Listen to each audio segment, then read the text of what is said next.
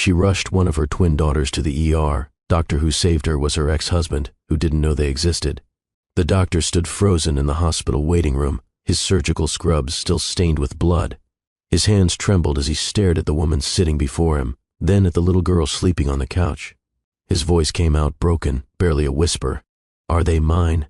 The woman's eyes filled with tears. Her whole body seemed to collapse inward. "Yes." The word hung in the air between them like a guillotine. His legs gave out. He sat down hard in the plastic chair, his head dropping into his hands. When he looked up again, his face was wet with tears. 6 years. I missed 6 years. I know. You don't know.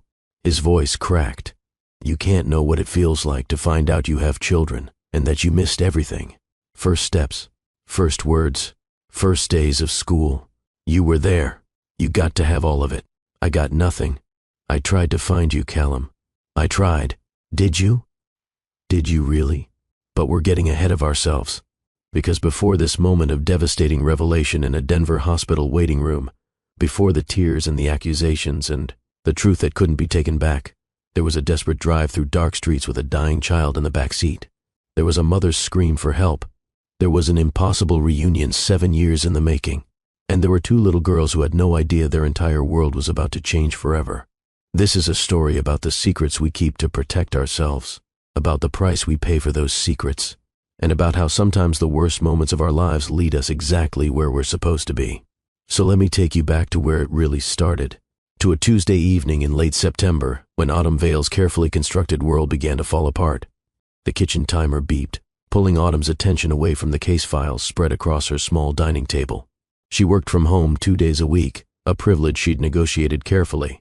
With the law firm after 6 years of proving herself indispensable, it meant she could pick up Hadley and Rowan from school herself on Tuesdays and Thursdays, instead of relying on the after-school program that cost almost as much as her rent. "Mommy, can we have extra cheese?" Hadley called from the living room where both girls were sprawled on the carpet, coloring. "Sure, baby." Autumn pulled the homemade pizza from the oven, the smell of melted mozzarella filling the small apartment. It wasn't fancy, this life she'd built. Her apartment on Sherman Street was tiny, just 2 bedrooms with barely enough room for the second-hand furniture she'd collected over the years. But it was clean. It was safe. It was theirs. Dinner time, girls. 2 identical faces looked up from their coloring books. At 6 years old, Hadley and Rowan were mirror images of each other, dark curls that seemed to have a mind of their own, catching the light in shades of deep brown and black, hazel eyes with distinctive rings of gold around the iris, the same spattering of freckles across their noses, the same dimple in their left cheek when they smiled. They looked nothing like Autumn with her straight auburn hair and green eyes. They looked like their father. Every single day, Autumn saw Callum Thorne in their faces, and every single day, her heart broke a little over the choice she'd made 7 years ago. "I'm not hungry," Hadley said quietly. Autumn's hand paused over the pizza cutter. Hadley was always hungry. She was the twin who asked for seconds, who snuck snacks, who woke up on Saturday mornings demanding pancakes. "You feeling okay, sweetheart?" Hadley shrugged, climbing onto one of the mismatched chairs at their small kitchen table. "My head hurts." "Since when?" "Since school. Since after lunch, maybe." Autumn pressed the back of her hand to Hadley's forehead.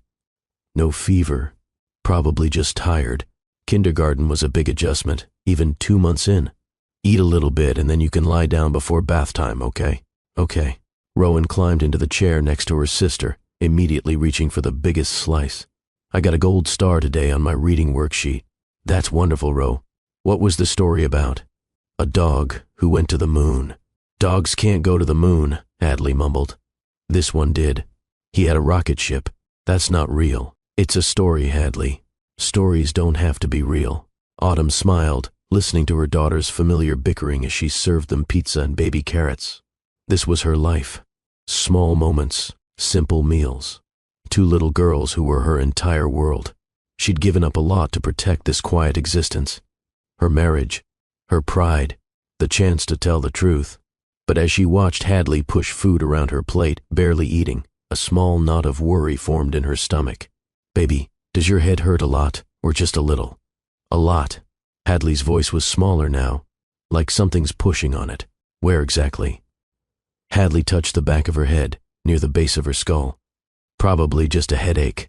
Kids got headaches. Autumn got headaches all the time from staring at legal documents for hours. She'd give Hadley some children's pain reliever after dinner and make sure she got to bed early. After dinner, Autumn ran a bath while the girls picked out pajamas. Rowan chose the set with unicorns. Hadley moved slowly, like each motion took effort, and picked the purple ones with stars. "Can we skip bath tonight, Mommy?" Hadley asked. "I just want to sleep." "No, baby. Quick bath, then bed. I promise it'll be fast." But the bath water seemed to make it worse.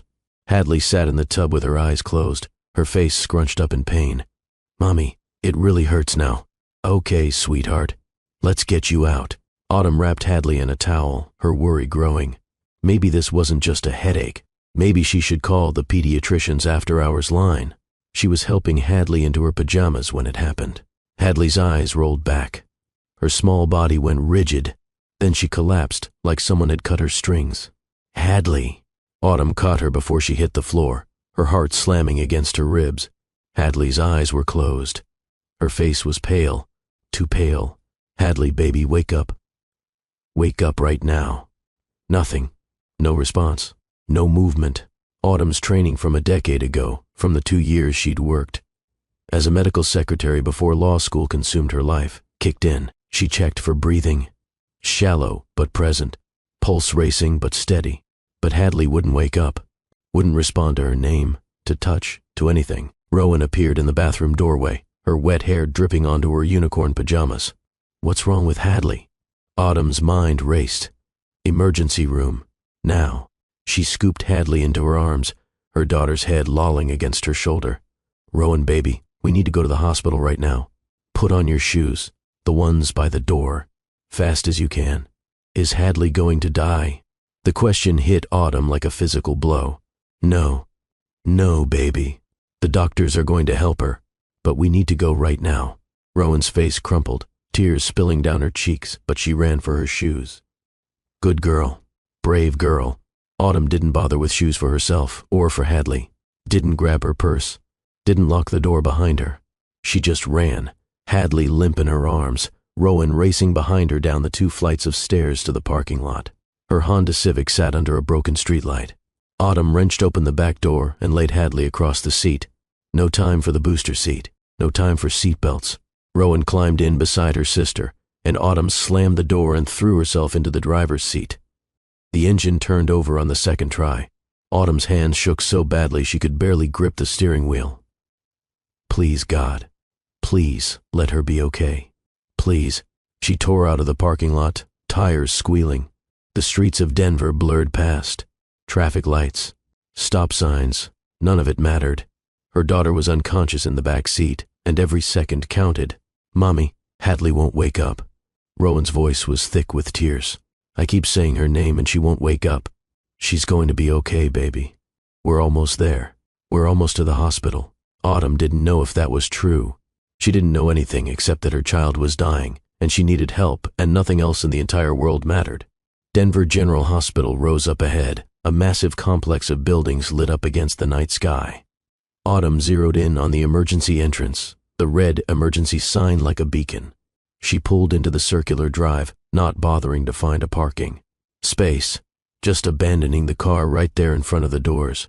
She yanked open the back door and gathered Hadley into her arms. Rowan scrambled out behind her, still crying. The automatic doors slid open. Bright lights, antiseptic smell, people in scrubs moving around a nurse's station. Autumn didn't walk. She ran. "Help! Someone help me. My daughter won't wake up."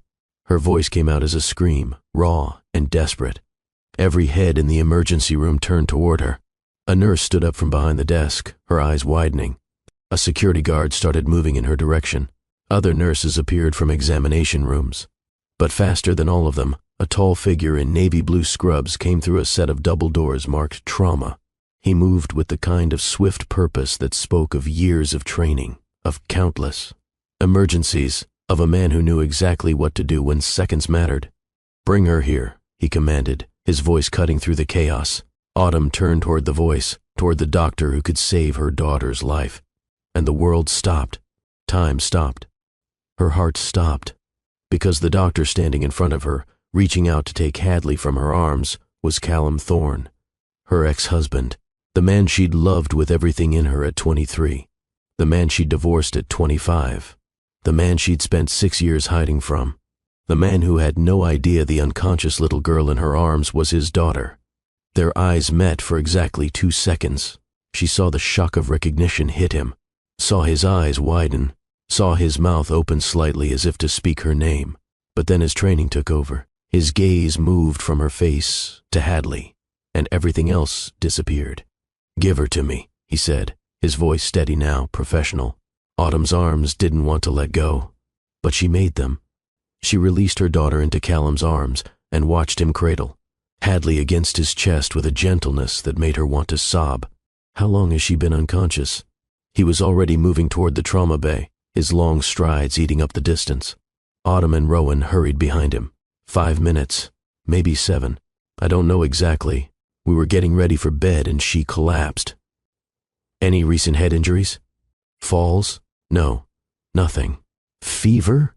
Vomiting? No fever. She said her head hurt. She said it hurt really bad. That something was pushing on it." They burst through the doors into the trauma bay. Callum laid Hadley on a gurney, his hands already moving over her with practiced efficiency. A team of nurses appeared around him like they'd been summoned. "Get me a crash cart. Call for a CT scan. And page neurosurgery." He pulled a small flashlight from his pocket and lifted Hadley's eyelids one at a time, shining the light directly into her eyes. Pupils unequal and dilated, unresponsive to painful stimuli. Based on presentation and symptoms, I'm thinking cerebral aneurysm. The medical terms flew over Autumn's head, but she caught the important ones. Cerebral, brain, aneurysm. Those were bad words. Those were words that meant her daughter was in serious danger. "What does that mean?" Autumn's voice came out strangled. "What's wrong with her?" Callum didn't look at her. He kept his focus on Hadley, on the monitors that nurses were hooking up to her small body. "I think a blood vessel in her brain ruptured. We need imaging to confirm, but if I'm right, she needs surgery immediately." Surgery. The word hung in the air like a death sentence. One of the nurses gently touched Autumn's shoulder. "Ma'am, we need you to step back so we can work. I'm not leaving her. You're not leaving the hospital. Just this room. We need space." Autumn felt Rowan pressed against her side, trembling. She looked down at her other daughter's terrified face and forced herself to take a step back. Then another. "I'll take care of her," Callum said. And finally, he looked at Autumn, really looked at her. And in his eyes, she saw recognition, confusion, 1,000 questions, but also a promise. "I'll take care of her." Then he turned back to Hadley, and the medical team surrounded the gurney. A nurse in pink scrubs was guiding Autumn and Rowan out of the trauma bay, through the doors into the hallway. "There's a private waiting room right here." The nurse's voice was kind, practiced at delivering comfort in the middle of crisis. "The doctor will come talk to you as soon as he knows more." The waiting room was small. 4 chairs upholstered in industrial blue fabric, a table with old magazines, a box of tissues, a television mounted on the wall playing the news with the sound off. This was the room they used for serious cases. Autumn knew that instinctively. This wasn't the big general waiting room with dozens of people and minor emergencies. This was the room where they put families when things might go very wrong. She sank into one of the chairs and pulled Rowan onto her lap. Her daughter was too big for lap sitting, really, all long legs and sharp elbows, but she curled into Autumn anyway, making herself small. "Is Hadley going to die?" Rowan whispered against Autumn's neck. "No, baby. The doctor is going to fix her." But Autumn didn't know if that was true. She didn't know anything anymore. Her carefully ordered world had just shattered into 1,000 pieces. Callum was here, in Denver, working in this hospital. After 7 years of silence, after building an entire separate life, after convincing herself that keeping the secret was the right choice, here he was. And he'd seen Rowan. He'd looked right at her. Did he notice? Did he see himself in Rowan's face the way Autumn saw it every single day? Not yet. He'd been too focused on Hadley, on the medical emergency. But eventually, he would notice. Eventually, he would see that Rowan had his eyes, his hair, his facial structure. Eventually, he would ask how old the girls were and do the math and realize the truth that Autumn had kept hidden for 6 years. But none of that mattered right now. All that mattered was Hadley. All that mattered was that her daughter survived. Autumn wrapped her arms around Rowan and started counting. Ceiling tiles. 12 of them. She counted them again to make sure. Still 12. She counted the chairs. 4. The magazines on the table. 7. Rowan's breaths against her chest. In and out. In and out. Time moved like cold honey. Each minute stretched into an eternity. The clock on the wall ticked so loudly it seemed to echo in the small room. "Mommy, I'm scared," Rowan whispered. "Me too, sweetheart. Me too." Have you ever felt time stop when someone you love is in danger? Have you ever sat in a hospital waiting room counting your own heartbeats because it's the only way to prove you're still alive? Drop a comment below if you've been there. If you know what it feels like when your whole world hangs in the balance. 20 minutes passed. Then 30. A woman in scrubs came in to ask Autumn for insurance information, and Autumn realized she'd left her purse at home. Left her wallet. Left everything. "I don't have it with me. My daughter collapsed, and I just ran." "That's okay. We can sort it out later." The woman's smile was kind. "What's your daughter's name?" "Hadley. Hadley Grace Vale." "And you are?" "Autumn Vale. I'm her mother." The woman wrote on her clipboard. "How old is Hadley?" 6.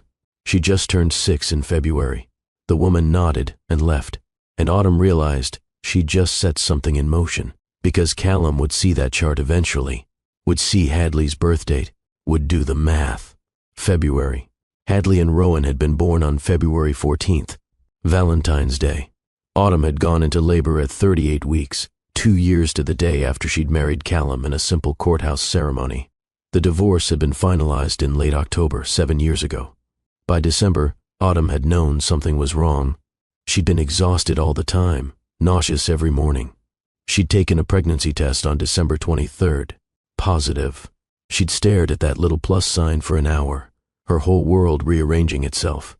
Callum was in Baltimore by then, fully immersed in his prestigious neurosurgery residency at Johns Hopkins, the program he'd chosen over their marriage, the opportunity he'd said he couldn't let anything derail. "Not even us," he'd said during their final fight. "I can't let anything derail this opportunity, Autumn. Not even us." So she'd made a choice. She wouldn't tell him. She wouldn't be the obligation that ruined his dream. She wouldn't force him to choose between his children and his career, knowing he might choose the career and resent them all forever. She'd found out 2 weeks later that she was carrying twins. That choice had suddenly become twice as heavy, twice as permanent. Her mother had been dying then, stage 4 breast cancer eating her alive. Autumn had moved back into her childhood home to take care of her, had worked her paralegal job during the day and come home to help her mother at night, had hidden the pregnancy under baggy clothes until she couldn't anymore. Her mother passed away when the twins were 6 months old. She'd gotten to hold them, to know them, but barely. And she'd asked Autumn, near the end, why she hadn't told Callum. "Because he made his choice," Autumn had said, "and I made mine."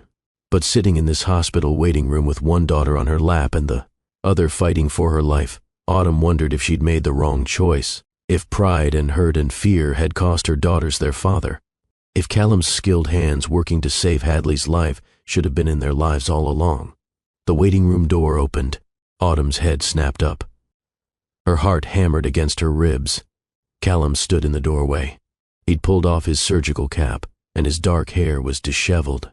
There were lines of exhaustion around his eyes that hadn't been there 7 years ago. He looked older, tired, but still unmistakably him. "The imaging confirmed it," he said, his voice carefully professional. "Your daughter has a ruptured cerebral aneurysm. A weak blood vessel in her brain burst and caused bleeding. It's extremely rare in children her age, but it does happen." Autumn couldn't breathe, couldn't speak. "I need to take her into surgery immediately to stop the bleeding and repair the vessel." Callum's voice was steady, calm, the voice of a man who delivered this kind of news 100 times. "Without surgical intervention, the pressure from the bleeding will cause permanent brain damage or death. With surgery, her chances of full recovery are good, very good. But I need your consent, and I need it now." "Yes." The word came out as barely a whisper. Autumn cleared her throat and tried again. "Yes. Do whatever you need to do. Save her." Callum nodded. He pulled a folded paper from his pocket and handed it to her, along with a pen. "I need you to sign this consent form." Autumn's hands shook so badly she could barely hold the pen.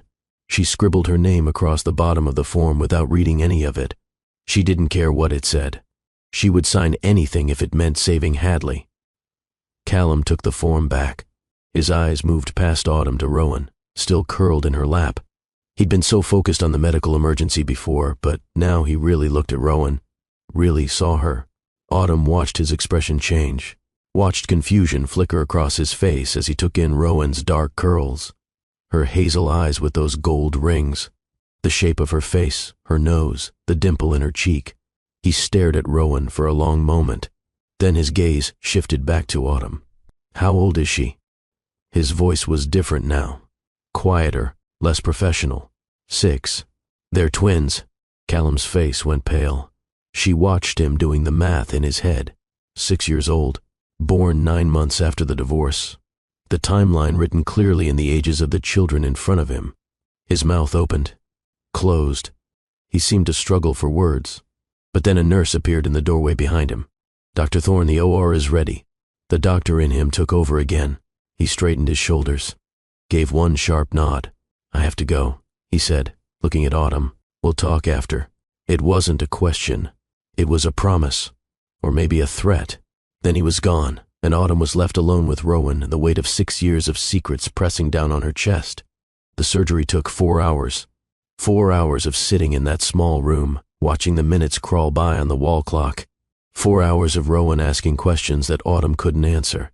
4 hours of imagining every possible outcome and trying not to fall apart. Rowan eventually cried herself into exhaustion and fell asleep on the small couch, her body curled into a tight ball.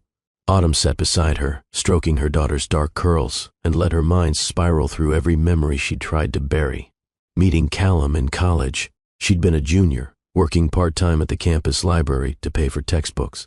He'd been a pre-med senior, intense and brilliant and completely focused on following in his late father's footsteps to become a neurosurgeon. She'd dropped an entire cart of books trying to reshelf them, and he'd helped her pick them up. Had made her laugh with some terrible joke about brain surgery. Had asked her out for coffee that turned into dinner, that turned into 3 years of believing love could conquer anything. They'd gotten married the week after her graduation. A simple courthouse ceremony because they were young and broke and it seemed romantic. Autumn had taken a job as a paralegal at a small firm. Callum had started medical school at the University of Colorado. They'd lived in a tiny apartment with second-hand furniture and been happier than Autumn had ever imagined possible. But medical school was brutal. Callum studied constantly, slept barely at all. Autumn worked long hours to support them both. They started seeing each other less, talking less.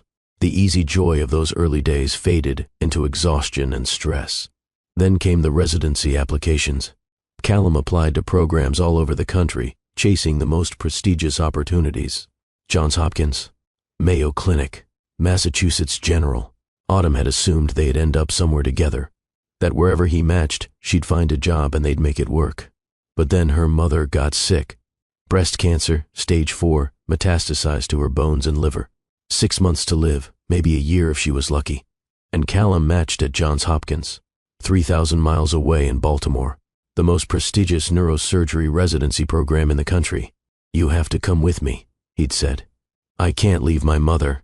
She's dying, Callum. She has your aunt. She has hospice care. She has me. I'm her daughter. I'm all she has left. The fight that followed had torn them apart. Words said in anger and fear that neither of them could take back. You're asking me to give up everything I've worked for, Callum had said. And you're asking me to abandon my dying mother. It's only a few years. You can visit. We can make it work long distance. You know we can't. You'll be working 100 hours a week. I'll never see you. And my mother will die alone. So, I'm supposed to give up my dream? Turn down Johns Hopkins?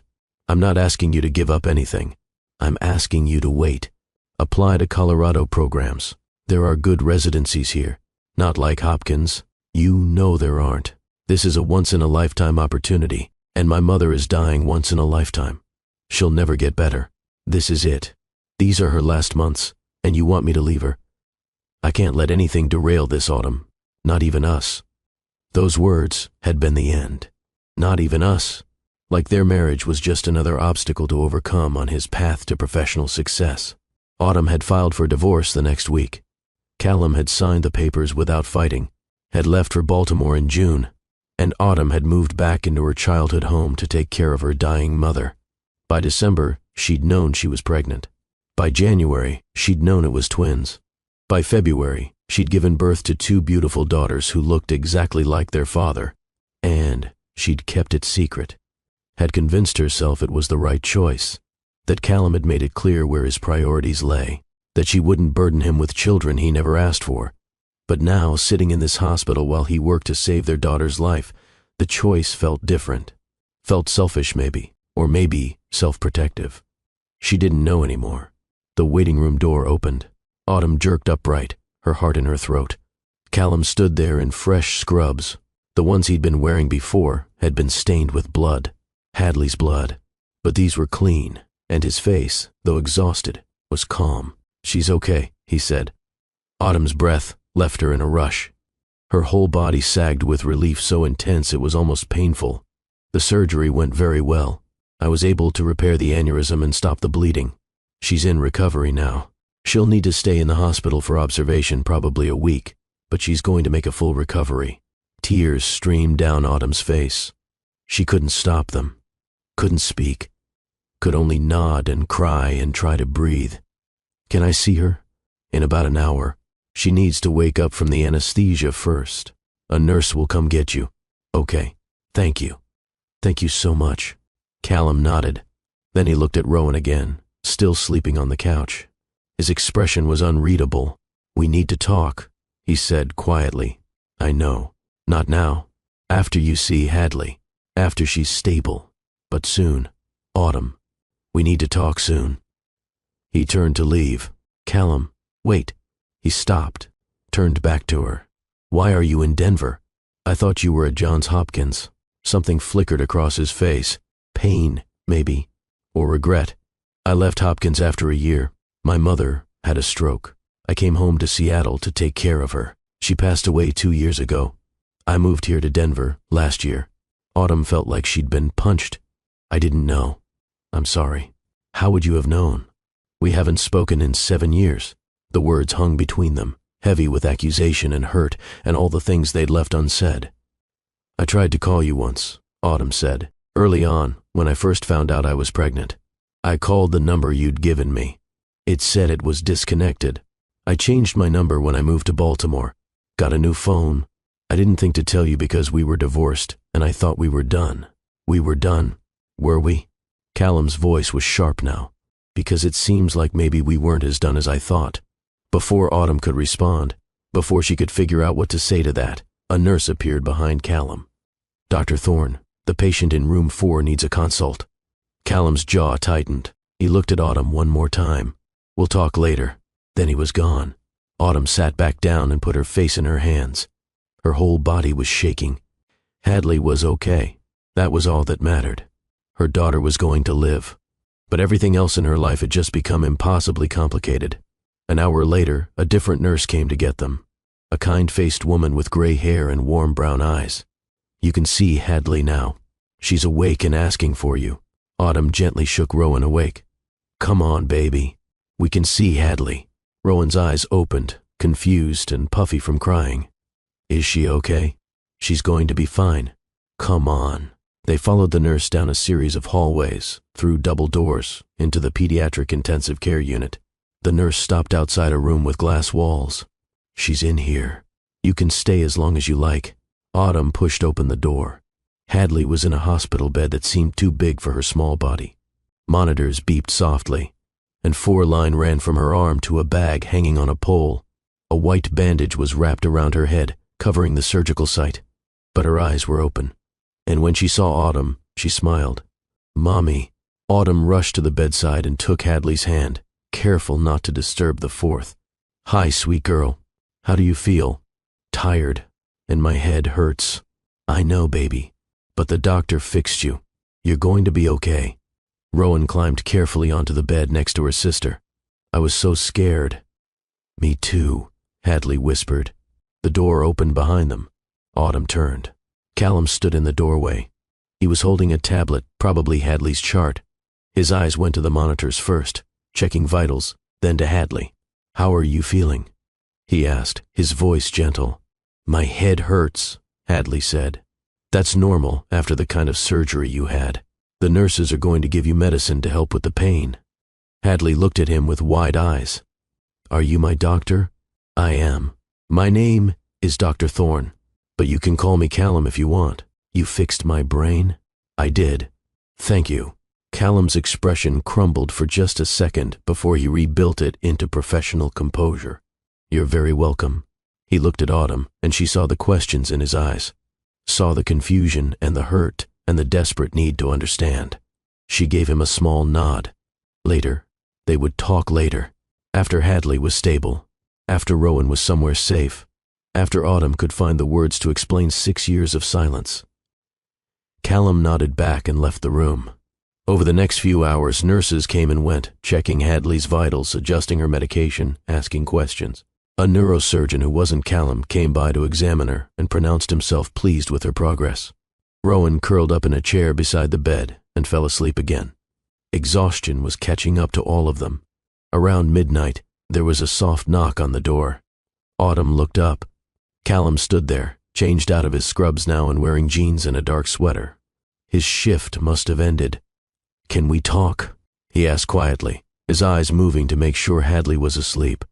"There's a family consultation room down the hall." Autumn looked at her daughters, both sleeping peacefully. "I don't want to leave them. I asked the nurse to keep an eye on them. We'll be right down the hall." 5 minutes. Autumn stood slowly, her body stiff from hours in the uncomfortable hospital chair. She followed Callum out of the room, down the hallway, into a small room with a table and chairs. Callum closed the door behind them, turned to face her. "Tell me the truth, Autumn.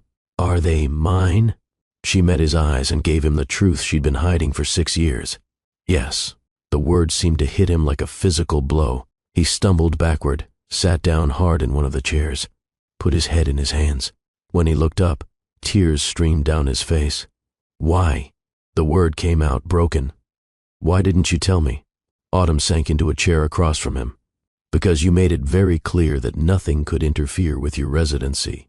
I wasn't going to be the obligation that ruined your dream. My children aren't an obligation." His voice cracked on the word children.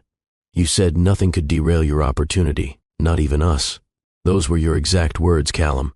I was 27 years old and angry that you wouldn't come to Baltimore with me. I didn't mean that I didn't want children. I didn't even know you were pregnant, because we were divorced, because you left for Johns Hopkins and never looked back. I looked back every single day."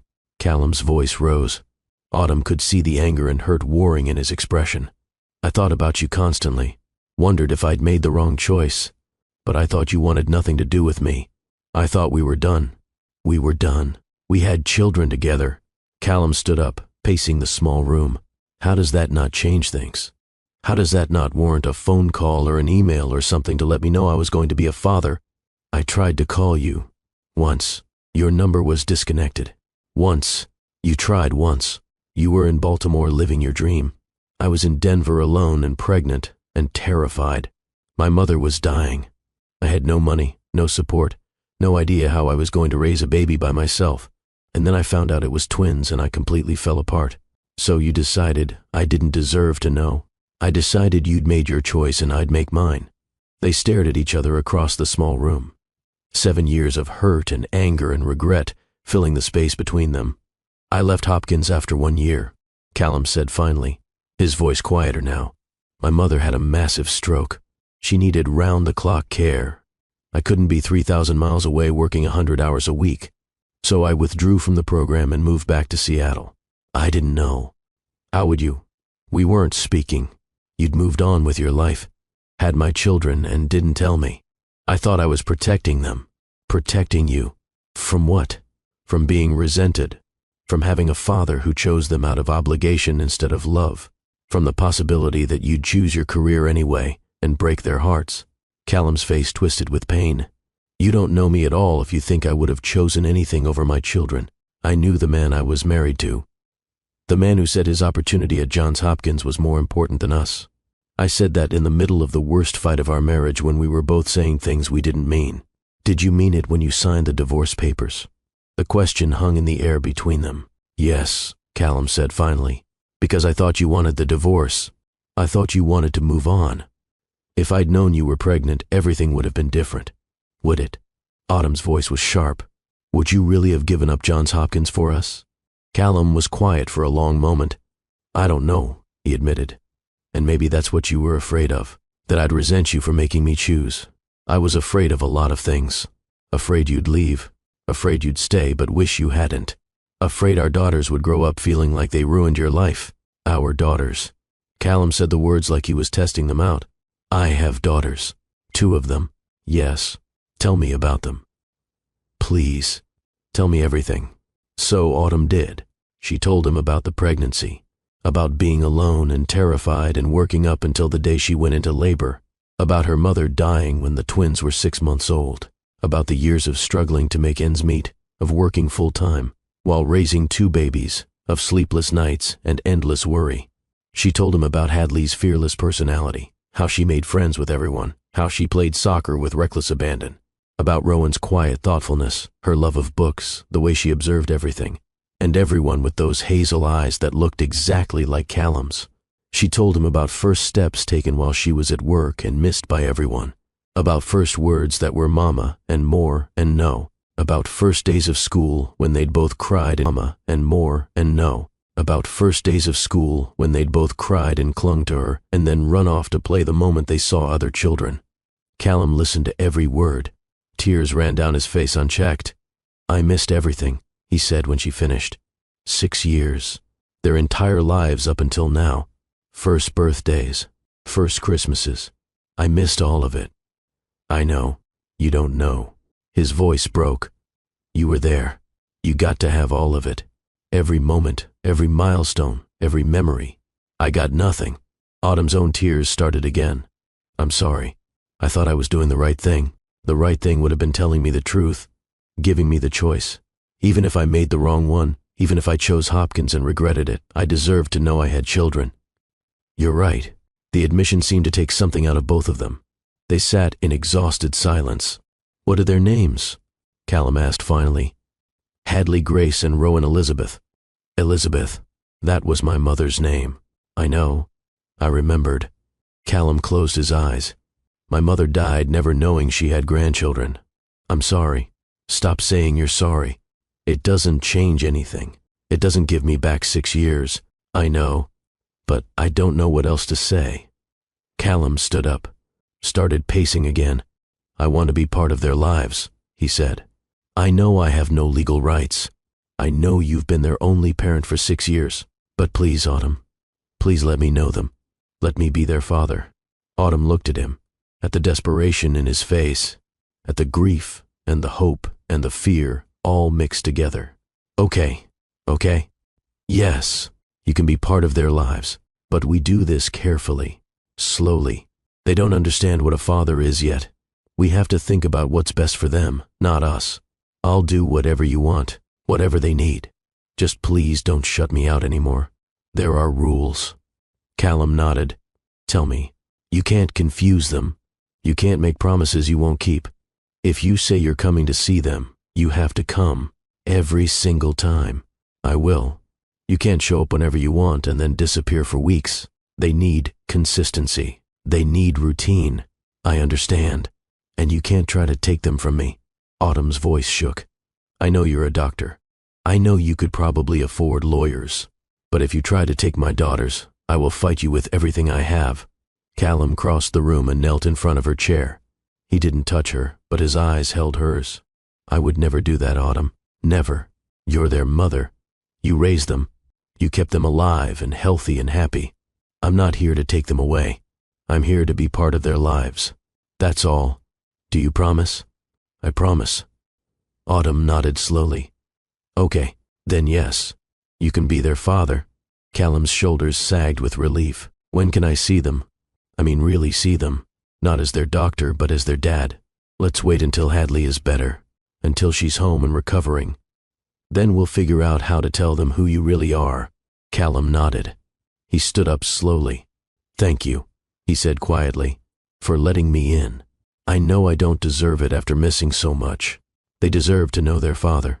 They stood there in awkward silence, 7 years of history and hurt between them. "I should get back to them," Autumn said finally. Of course. They walked back to Hadley's room together. Both girls were still sleeping. Rowan in the chair, Hadley in the hospital bed, looking so small under the white blankets. Callum stood in the doorway, just watching them. "They're beautiful," he whispered. "Yeah, they are. I'll come check on Hadley tomorrow, during my shift." "Okay." "And Autumn," he turned to look at her, "I meant what I said. I'm not going anywhere. I'm here now. For them. For as long as they'll let me." Then he left, and Autumn was alone with her daughters, and the weight of secrets finally revealed. She sank into the chair beside Hadley's bed and watched her daughters sleep. Outside the window, Denver's lights glittered against the darkness. Somewhere in this hospital, Callum was probably sitting in a doctor's lounge or a break room, trying to process the fact that he'd just discovered he had 2 6-year-old daughters. Autumn didn't know what came next, didn't know how to navigate co-parenting with a man she'd once loved desperately and then divorced. Didn't know how to explain to 2 6-year-olds that the doctor who saved Hadley's life was their father. But for now, Hadley was safe. That was all that mattered. The rest they would figure out one day at a time. If this story is hitting you in the feels, if you've ever faced an impossible choice or kept a secret that felt too big to share, drop a comment below. Let's talk about it. And don't forget to hit that like button and subscribe, because this story is just getting started. Part 2 is coming, and you won't want to miss what happens when Callum starts building a relationship with the daughters he never knew existed. Hadley stayed in the hospital for 5 days. 5 days of nurses coming and going, of medication schedules and neurological checks, of Callum appearing multiple times per shift to examine Hadley with a gentleness that made Autumn's chest ache. He brought Hadley a stuffed dinosaur on day 2. She named it Dr. Rex and wouldn't let it out of her sight. He brought Rowan a stack of books on day 3 and sat with her in the hospital cafeteria, listening to her read aloud while Autumn stayed with Hadley. On day 4, he brought both girls' coloring books and sat on the floor of Hadley's hospital room coloring. Alongside them, his long legs folded awkwardly, his tongue caught between his teeth in concentration, Autumn watched from her chair beside the bed, watched her daughters warm to this kind stranger who was their father, and felt something crack open in her chest. Something that felt like grief and hope all tangled together. The girls didn't know yet. Autumn had asked Callum to wait, and he'd agreed. Right now, he was just Dr. Thorne, who had saved Hadley's life. Just the nice doctor who brought presents and made them laugh. But soon, they'd have to tell them the truth. And Autumn had no idea how. On day 5, the neurosurgeon cleared Hadley for discharge. "She can go home today," he told Autumn. "She'll need to take it easy for a few weeks. No rough play, no sports. Follow up in my office in 2 weeks. But she's healing beautifully." That afternoon, Autumn was packing up their things when Callum appeared in the doorway. "I heard she's being discharged." "Yes. We're going home this afternoon. Can the first drive you?" "You didn't drive here, did you? You left your car in the emergency bay." Autumn had completely forgotten about her car. A friend from work, Paige, had brought her purse and phone from her apartment days ago. But the car had been towed from the emergency entrance that first night. "I was going to call a rideshare. Please, let me drive you. It's the least I can do." So Callum drove them home in his sensible sedan. Hadley in her booster seat, still wearing the hospital pajamas because Autumn hadn't thought to bring clothes.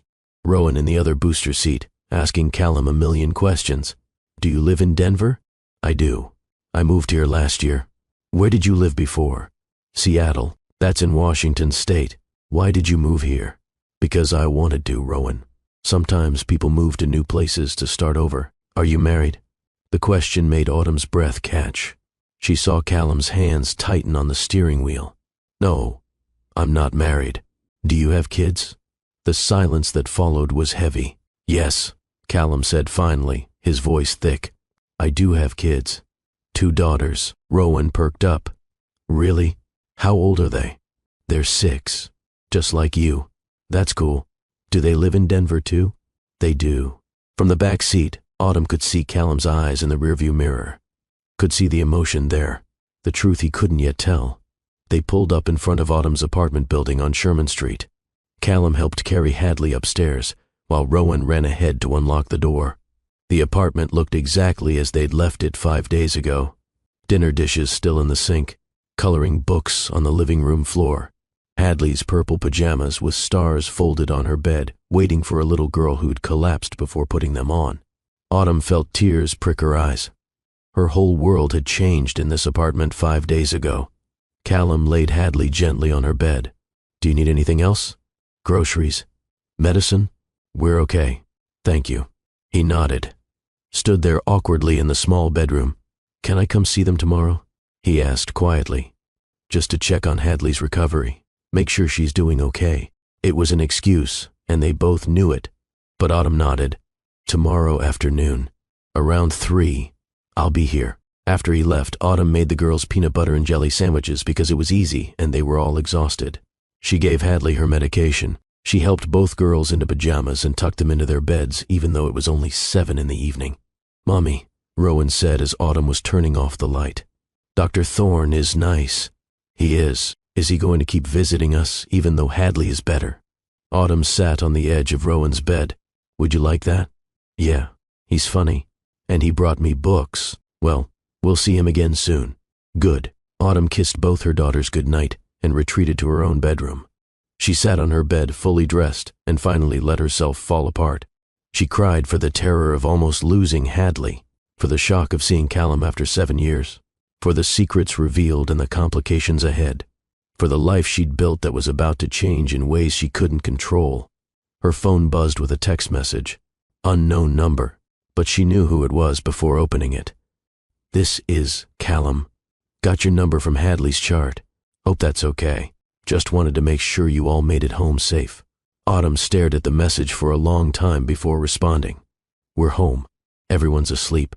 Thank you for driving us." The response came immediately. "Thank you for letting me be part of this. I know it's not easy for you. I'll see you tomorrow at 3. Autumn set her phone down and lay back on her bed, staring at the ceiling. Tomorrow she would start figuring out how to co-parent with her ex-husband, how to tell her daughters the truth, how to build something new from the ruins of their past. But tonight, she just closed her eyes and tried to breathe. Callum showed up at Autumn's apartment at exactly 3 o'clock the next day. He stood in the doorway holding a bag from the grocery store and looking nervous in a way Autumn had never seen him. Callum had always been confident, self-assured, the kind of man who walked into a room and commanded attention. But standing in her doorway about to spend time with the daughters he'd just discovered, he looked terrified. "I brought snacks," he said, holding up the bag.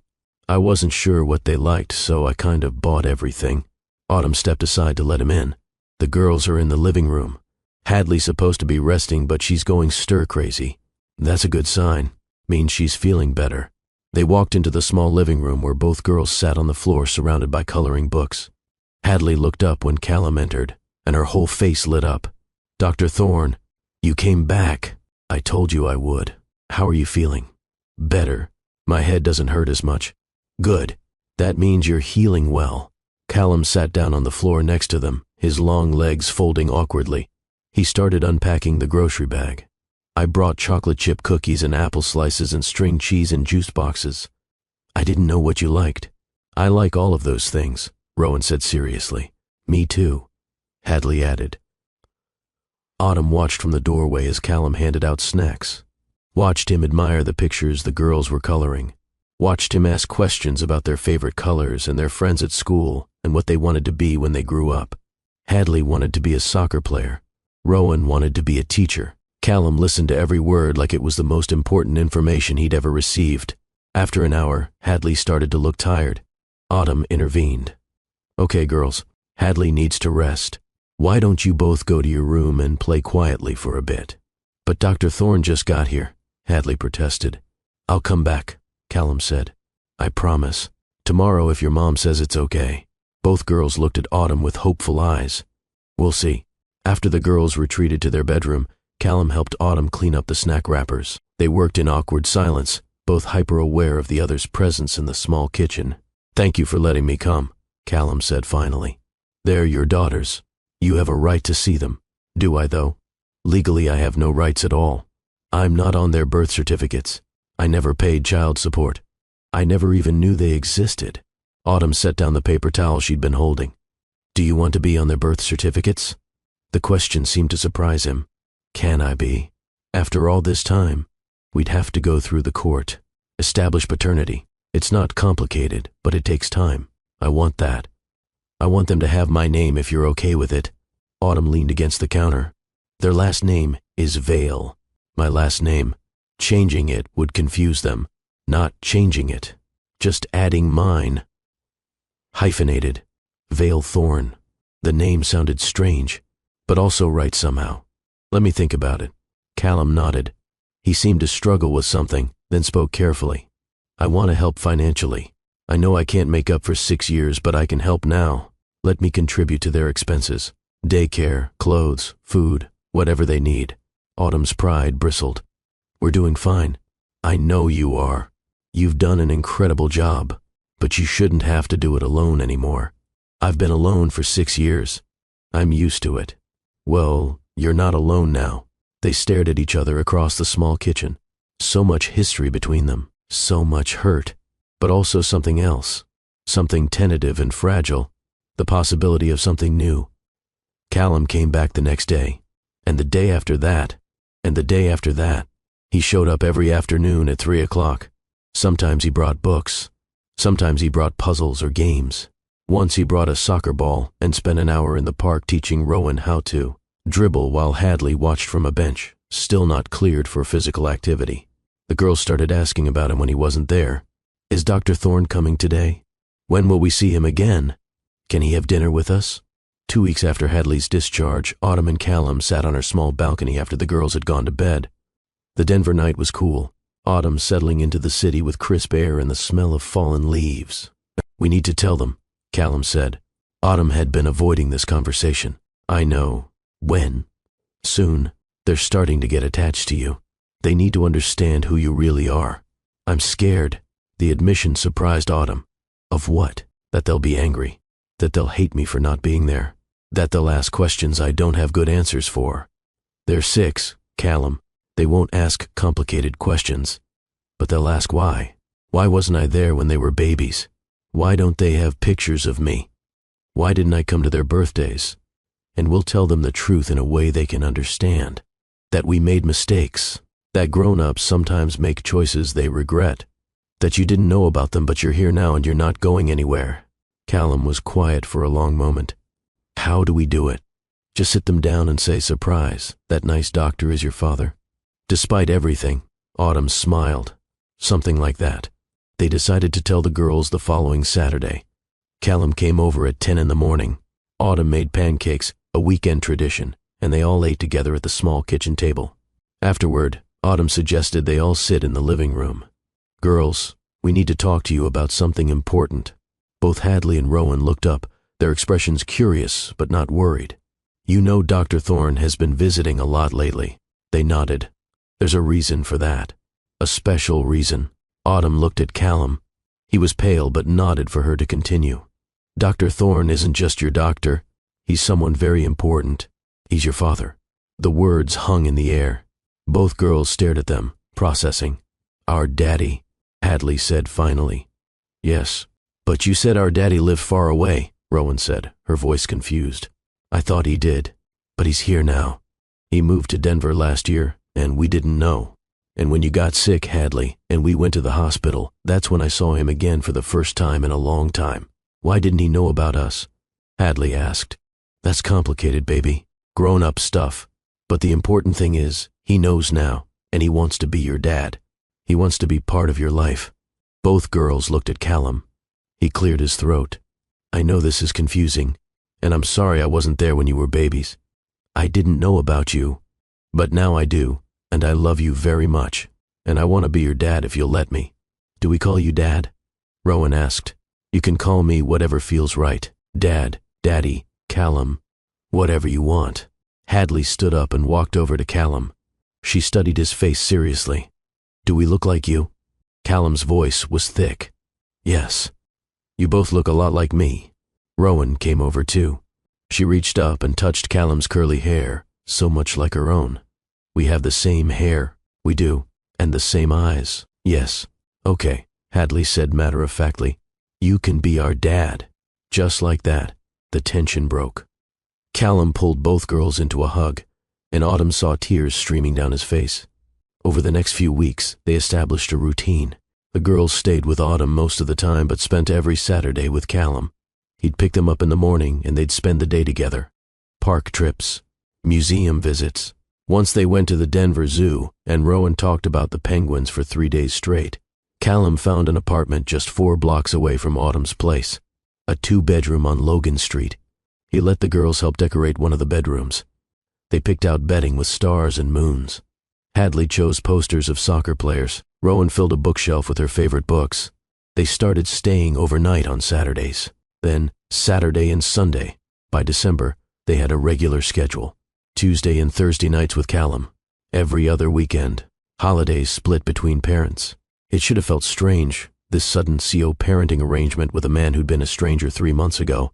But it didn't. It felt natural. Easy. Autumn and Callum talked every day, coordinating schedules, discussing the girls' needs, making decisions together. They had a shared calendar on their phones. They texted constantly. Hadley scraped her knee at the park. Put a bandage on it, but she's fine. Rowan wants to sign up for art classes. Thoughts? Parent-teacher conferences are next week. Can you make it? The girls' follow-up appointment with neurosurgery was in early December. Callum came with them even though it was Autumn's day with the girls. They sat in the waiting room together, a family to anyone who looked at them. When the neurosurgeon came out with good news, clear scans, complete recovery, they celebrated with ice cream even though it was freezing outside. For the first time in 6 years, Autumn wasn't parenting alone.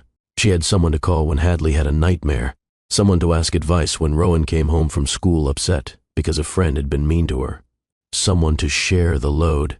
And slowly, carefully, the walls she'd built around her heart started to crack. It started with small things. The way Callum always brought coffee when he picked up the girls, remembering she took it with cream and no sugar. The way he texted her funny things the girls said during their time with him because he knew she'd want to know. The way he looked at her sometimes when he thought she wasn't paying attention. One Saturday evening in mid-December, Autumn's friend Paige came over after Callum had picked up the girls for the weekend. Paige was the friend who'd brought her purse to the hospital who, Dee listened to the whole impossible story of Callum's reappearance. They sat on Autumn's couch with wine and Chinese takeout. "So, how's it going with Dr. Dreamy?" Paige asked. "Don't call him that." "Why not?" "He's a doctor and he's dreamy." "It's accurate." Autumn rolled her eyes. "It's going fine. The girls love him. He's good with them. And how are you doing with it?" "Fine." Paige gave her a look. "You're drinking wine on a Saturday night with me instead of doing literally anything else. That's not fine. The girls are with Callum. This is my free time. When's the last time you went on a date?" Autumn couldn't remember. Years. Before the girls were born, probably. "Exactly. You need to get back out there. I have 2 6-year-olds and an ex-husband who just came back into my life. I don't have time for dating." "Or," Paige said, drawing out the word, "you could date the ex-husband who you're clearly still in love with." "I'm not in love with Callum." "Please. I see how you talk about him, how your face changes when his name comes up. That's not love. That's just history. History, present, and possibly future if you'd stop being so stubborn." Autumn took a long drink of wine. "Even if I wanted to, which I don't, it would be too complicated. We're co-parenting. We can't mess that up by trying to be something more and failing. What if you didn't fail? We failed once already. You were kids then. You're different people now." Autumn knew Paige was right. She and Callum were different. She'd grown up in the years of single parenting. He'd grown up taking care of his dying mother and building a career. They weren't the same scared 20-somethings who'd fallen apart under pressure. But that didn't mean trying again was smart. The week before Christmas, Callum asked if he could take the girls to see his mother's sister in Colorado Springs. His Aunt Diane wanted to meet her great nieces. "Of course," Autumn said. "When?" "The 23rd. We'd drive down that morning and come back the 24th. I know it's close to Christmas, but I thought before things get too hectic with the holidays. That's fine. The girls will love it. Do you want to come?" The question surprised her. "To meet your aunt?" "She wants to meet you too. She's heard all about you." "What exactly have you told her about me?" "The truth, that we were married, that we got divorced, that you raised our daughters alone for 6 years, that we're co-parenting now, and she wants to meet me after all that." She's not judging. She just wants to know the mother of her great nieces. So on December 23rd, Autumn found herself in Callum's car heading south, toward Colorado Springs with two excited 6-year-olds in the back seat. Aunt Diane lived in a small ranch house with a yard full of garden gnomes and wind chimes. She was a woman in her 70s with Callum's same curly hair gone silver and warm eyes that crinkled when she smiled. She swept the girls into hugs the moment they arrived. "Look at you two. Absolutely beautiful. You look just like your daddy when he was little." She made them lunch. Grilled cheese sandwiches and tomato soup and Christmas cookies shaped like snowmen. The girls ate and chattered, and Aunt Diane listened to every word like it was precious. After lunch, she showed the girls her collection of nutcrackers, dozens of them lining shelves in her living room. The girls were entranced. While the girls examined nutcrackers, Aunt Diane pulled Autumn aside into the kitchen. "I'm glad you came," she said, putting the kettle on for tea. "I wanted to meet the woman who raised those beautiful girls. Thank you for having us. Callum's told me a lot about you, about everything that happened." Autumn felt defensive walls go up. "I'm sure he has. Don't bristle, dear. I'm not here to judge. Life is messy and complicated, and people make choices the best they can with the information they have. I kept his children from him for 6 years, and he chose his career over his marriage. Seems to me you both made mistakes. Question is what you do now. We're parenting. We're doing our best for the girls." Aunt Diane poured hot water over tea bags. "Is that all you're doing?" "What do you mean?" "I mean, I see the way he looks at you, and I see the way you look at him when you think no one's watching." Autumn's cheeks flushed. "I don't know what you're talking about. I've been alive 73 years, dear. I know what longing looks like." They sat down at the small kitchen table with their tea. Through the doorway, they could see Callum on the floor with the girls, making the nutcrackers dance and doing silly voices. The girls' laughter filled the house. "He loves you," Aunt Diane said quietly. "He always has. Even when he was in Baltimore, even when you were divorced, he talked about you, wondered if he'd made the wrong choice. Then why didn't he come back? Pride, fear, the same things that kept you from telling him about the girls." Autumn watched Callum with their daughters, watched the gentleness in his hands, the joy on his face, the complete attention he gave them. "I don't know how to do this," she admitted. "How to be his CO parent and not want more. So want more. It's not that simple, isn't it? You love him. He loves you. You have 2 beautiful children together. Seems pretty simple to me. What if we try and it doesn't work? What if we mess up what we've built for the girls? What if you don't try and spend the rest of your lives wondering what if?" The question sat heavy in Autumn's chest all the way home from Colorado Springs. Christmas came and went. The girls split the holiday between parents. Christmas Eve with Autumn, Christmas morning with Callum, Christmas dinner together at Autumn's apartment. It was the first time Autumn had hosted Christmas for anyone in years. She made a turkey that was slightly dry and mashed potatoes that were slightly lumpy. Callum brought wine and perfectly roasted vegetables and a chocolate cake from an expensive bakery. They ate together at her small table. They pulled crackers and wore paper crowns and read terrible jokes that made the girls groan. They watched the girls play with their new toys. They cleaned up the kitchen together, moving around each other in the small space with surprising ease. After the girls went to bed, they sat on the couch with wine and Christmas music playing softly. "This was nice," Callum said. "All of us together." "Yeah, it was." They sat in comfortable silence. The lights on the Christmas tree cast colored shadows across the room. "Autumn," Callum said, "can I ask you something?" "Sure. Do you ever think about us? Not who we were, but who we could be now." Autumn's heart hammered in her chest. "Sometimes. Me too. All the time, actually." "Callum, we can't." "Why not?" "Because we're finally getting this CO parenting thing right. We can't mess it up. What if we don't mess it up? What if we make it better? Or we try and it falls apart, and then the girls lose the stability we've built for them." Callum set down his wine glass. "Look at me." Autumn turned to face him. "I'm not the same man I was 7 years ago. I don't put my career above everything else anymore. I learned that lesson the hard way when my mom got sick, and I realized all the prestige in the world doesn't matter if you're alone. You're not the same woman either.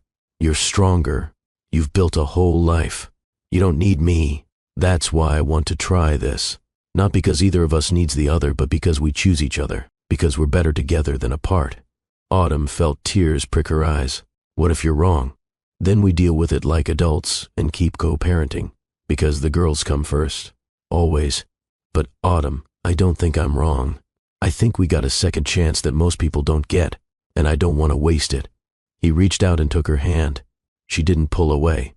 I'm scared, she whispered. Me too. But I'm more scared of not trying. They sat there holding hands on her couch while Christmas music played and colored. Lights twinkled, and in the next room, their daughters slept peacefully. Autumn took a breath. Okay, let's try. Slowly. We go on dates. We get to know each other again as the people we are now, and we keep it separate from the girls until we know it's solid. Callum smiled, the kind of smile that lit up his whole face. I can do slow. Their first date was 2 days after Christmas. Paige babysat the girls. Callum picked Autumn up at 7 wearing dark jeans and a button-down shirt that made his eyes look impossibly warm. He took her to a small Italian restaurant in Low-High. They sat at a corner table with candlelight and red wine and talked for 3 hours. Not about the girls, not about the past, about who they were now. Autumn told him about her work at the law firm, about the senior partner who was mentoring her to eventually take the bar exam and become a lawyer herself, about the life she'd built through determination and stubbornness.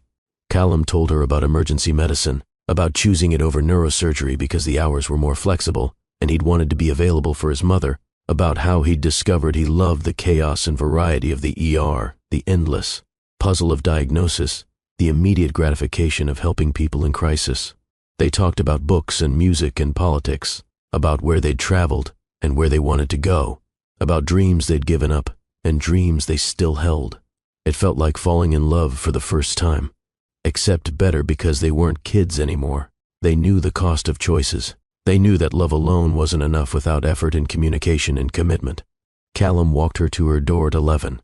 They stood in the hallway outside her apartment, and the air felt charged with possibility. I had a really good time, Autumn said. Me too. Can we do it again? Yes. He leaned in slowly, giving her time to pull away. She didn't. His lips met hers softly, carefully, a question more than a statement. Autumn kissed him back, and it felt like coming home. They dated through January and into February. Dinner dates and movie dates and one memorable afternoon at an art museum, where they got kicked out for laughing too loud in the modern art section. They kept it quiet from the girls at first, but kids notice everything. Mommy, why are you wearing lipstick? Hadley asked one Saturday when Callum was picking them up. Am I not allowed to wear lipstick? You never do. Well, maybe I should start. Rowan studied her mother with those two observant eyes. Are you and Daddy boyfriend and girlfriend? The question hung in the air. Autumn looked at Callum, who was trying not to smile. We're dating, Autumn said finally. Do you know what that means? It means you like each other, Rowan said. Yes. Are you going to get married again? Hadley asked. We're not thinking that far ahead. We're just spending time together and seeing what happens. If you got married, we could all live in the same house, Hadley said. That would be cool. Maybe someday. But for now, things stay the way they are. You still have 2 homes. We're just also going on dates sometimes. The girls seemed satisfied with that answer. By March, they were spending more time together as a family.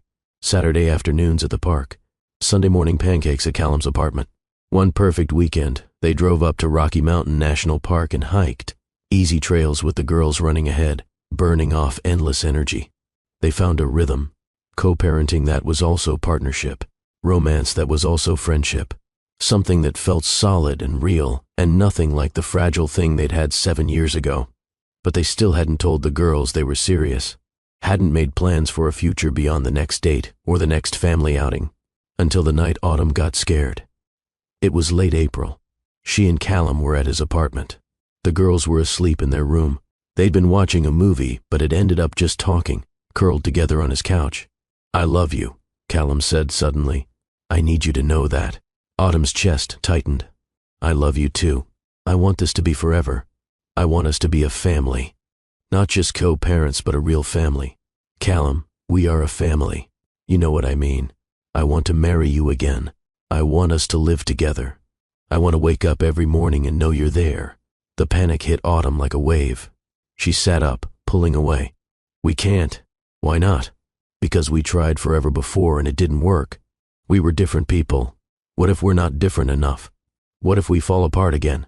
Callum reached for her hand, but she stood up, pacing his living room. I can't lose you again, Autumn. I can't build a life with you and have it fall apart. The girls can't go through that. So, your solution is to never fully commit? To keep one foot out the door just in case? That's not what I'm doing, isn't it? We've been dating for 4 months. We love each other. We have children together. But you won't even consider moving forward because you're terrified. Of course I'm terrified.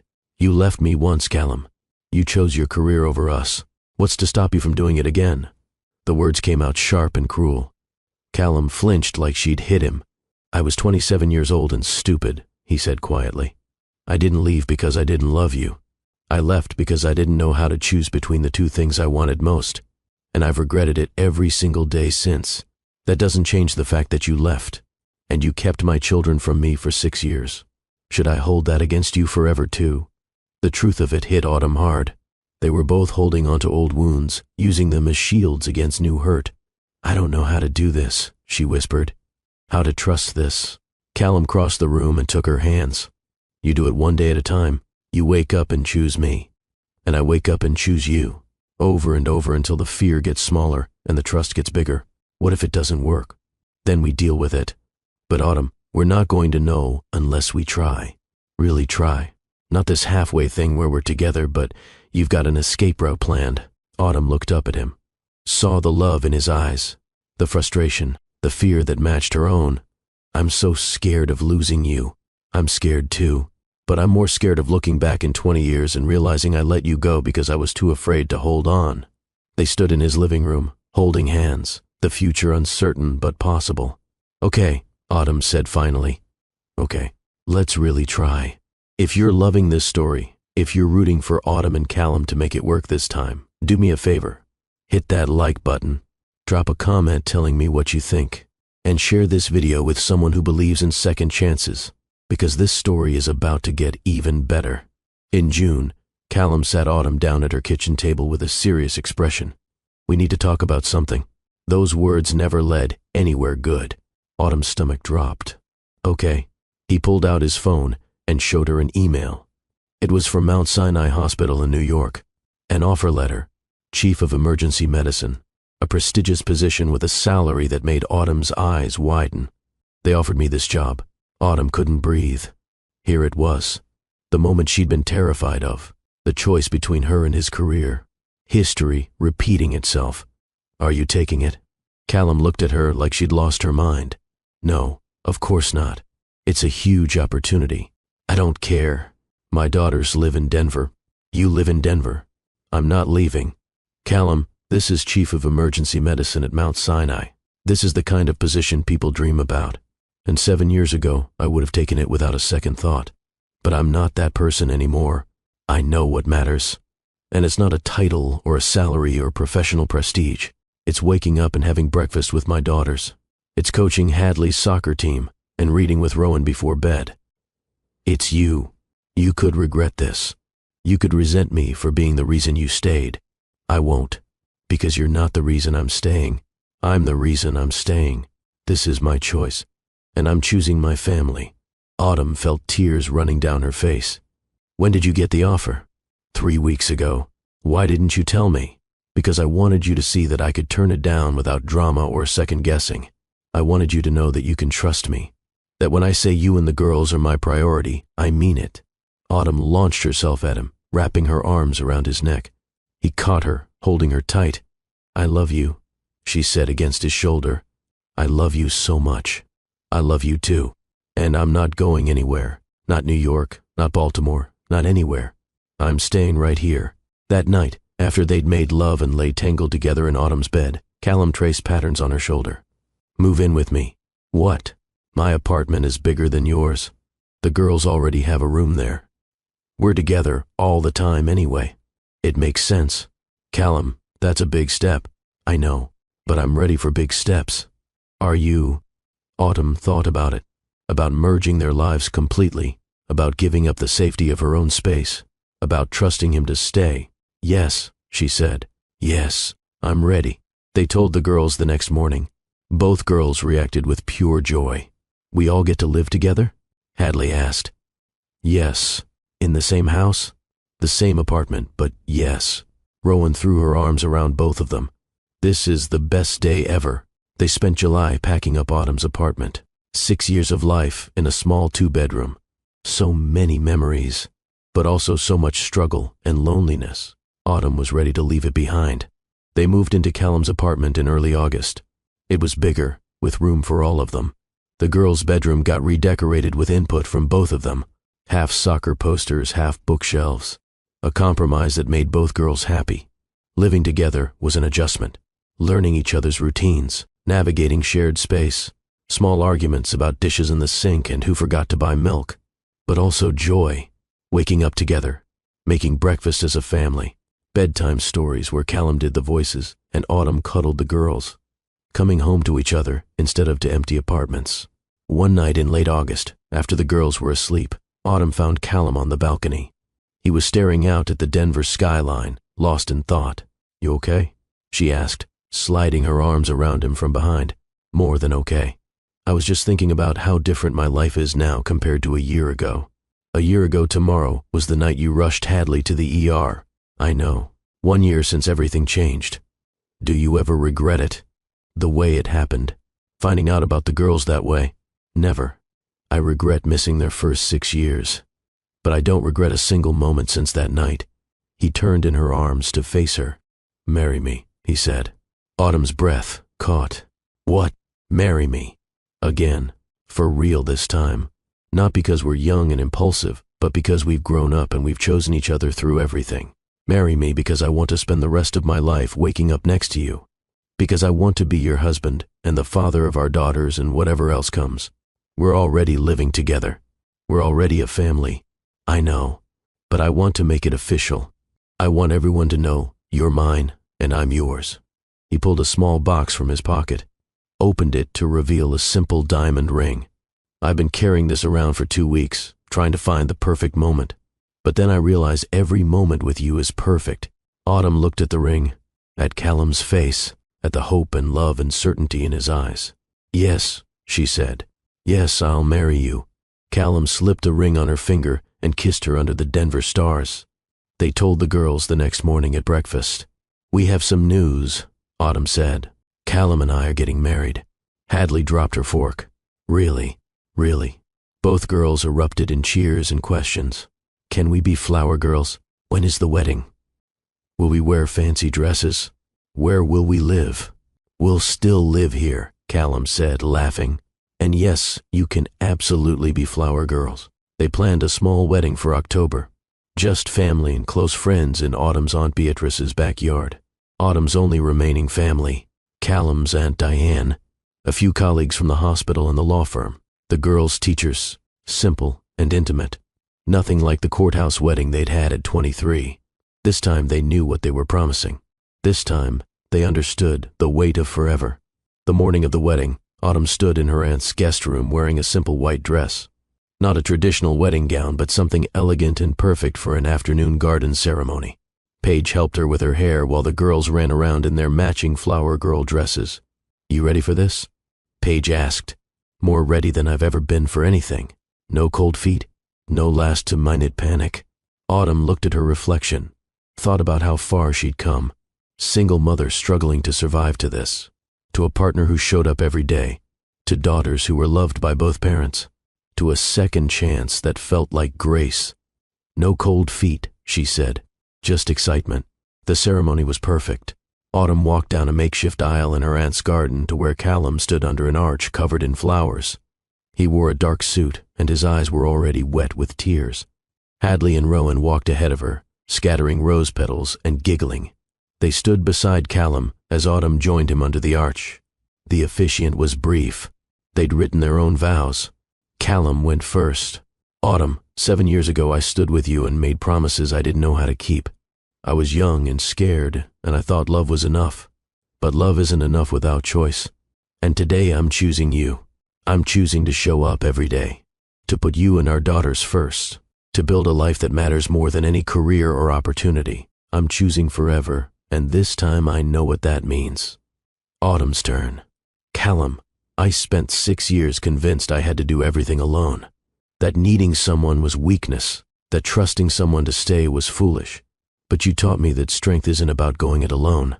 It's about building something with someone who shows up. You've shown up every day since the moment you saved Hadley's life.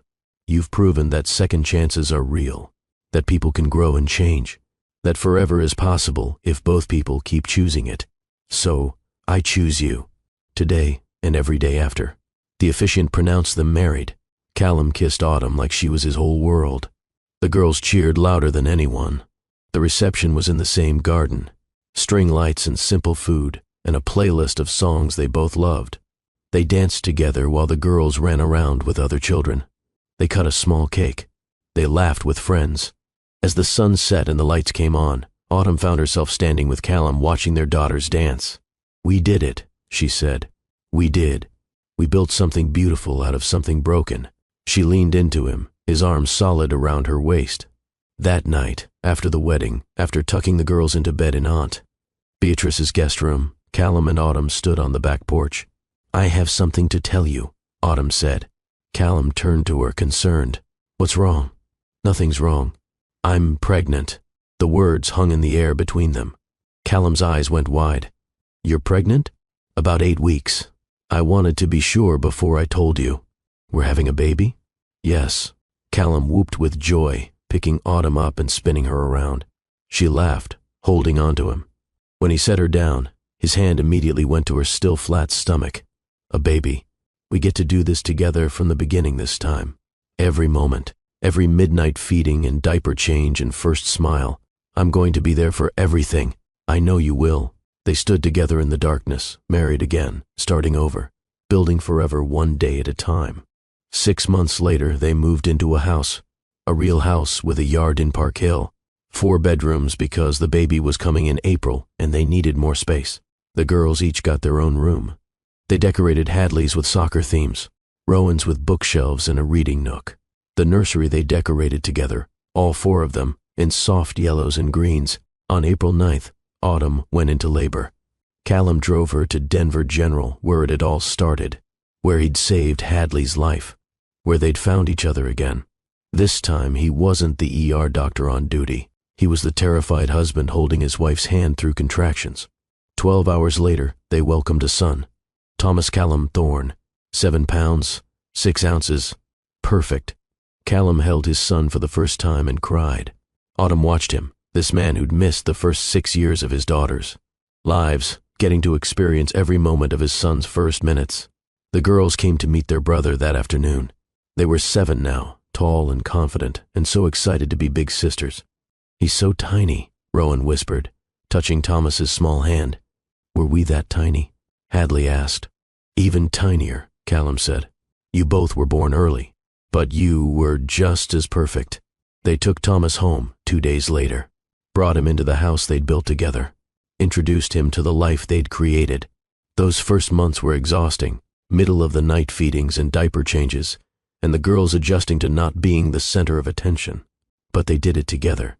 Callum took paternity leave. Autumn worked from home. They tag-teamed everything. When one was overwhelmed, the other stepped up. And slowly, Thomas grew. First smiles, first laughs, first time sleeping through the night. The girls adored him. Hadley made up songs to sing when he cried. Rowan read him stories from her chapter books even though he was too young to understand.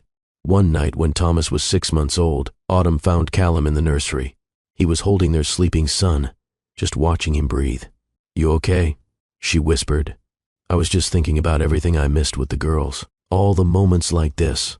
And I'm so grateful I get to have them now, with him, with them as they grow up. I don't get those 6 years back, but I get every moment going forward." Autumn wrapped her arms around both of them. "We get forever," she said. "That's pretty good. That's everything."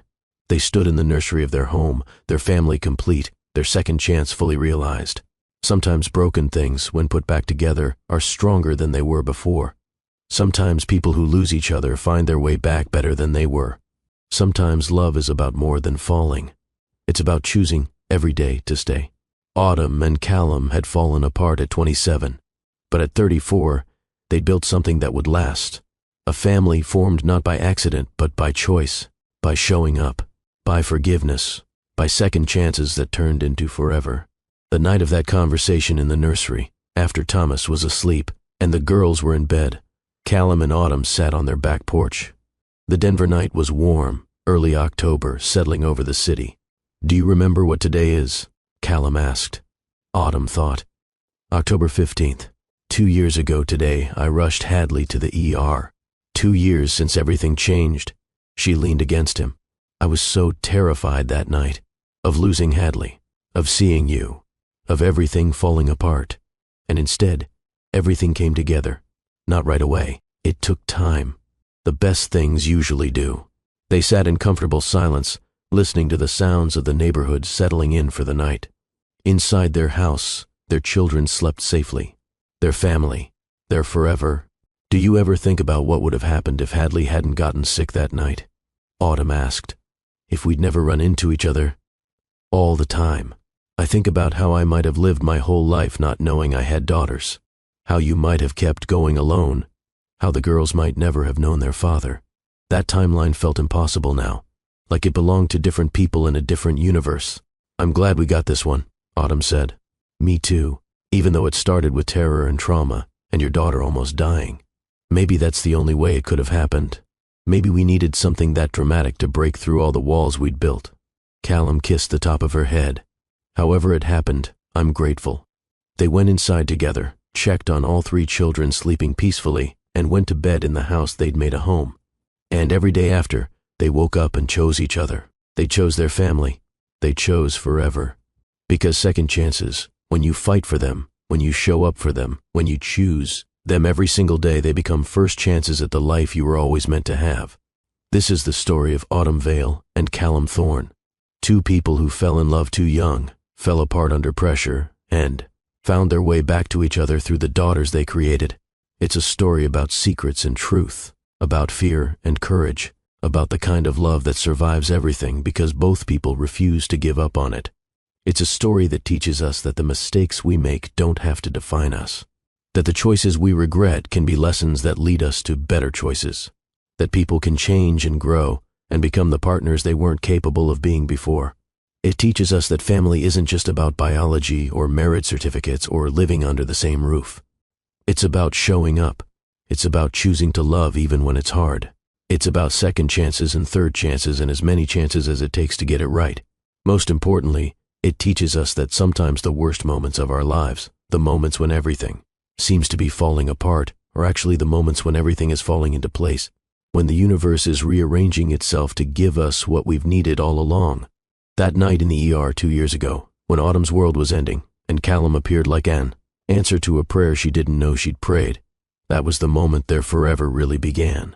Not the courthouse wedding at 23, not the divorce papers signed through lawyers, but that moment when life and death hung in the balance and the only thing that mattered was saving their daughter. Everything after was built on that foundation: the truth, the hard conversations, the choice to try again, the daily decision to show up and love and trust and build. And here's what I want you to take away from this story. If you're sitting there right now thinking about someone you lost, someone you walked away from or who walked away from you, someone you convinced yourself it was too late to reach out to, this story is your sign. It's never too late. People change. Circumstances change. What seemed impossible yesterday might be possible today. But you have to be brave enough to try, brave enough to be honest, brave enough to show up even when you're scared. And if you're the one who's been hurt, who's been left, who's been protecting yourself from more pain by keeping people at arm's length, this story is for you too. Trust is terrifying. Vulnerability is terrifying. But the alternative, spending your life behind walls that keep out hurt but also keep out love, that's even more terrifying. So whatever your story is, whatever brought you here today, I hope you take this message with you. Second chances are real. Growth is possible. Love can survive anything if both people are willing to fight for it. And sometimes the family you build from broken pieces is stronger and more beautiful than anything that was never broken at all. If this story touched your heart, if it made you believe in second chances or think about someone you need to reach out to or remember that growth is possible, do me a favor. Hit that like button right now. Leave a comment telling me your story. Have you ever gotten a second chance? Have you ever been brave enough to try again after failing? Let's build a community of people who believe that broken things can be made beautiful. And share this video. Share it with someone who needs to hear that it's not too late, that change is possible, that love wins when people choose it. Subscribe to Love and Twilights with Dr. Phillips, because we're building something special here. Stories that entertain, but also inspire, that make you feel something real, that remind you what matters. This is Autumn and Callum's story, but it's also yours. It's all of ours. The story of falling down and getting back up, of making mistakes and learning from them, of finding your way home even when you thought you were lost forever. Thank you for being here. Thank you for investing in this story.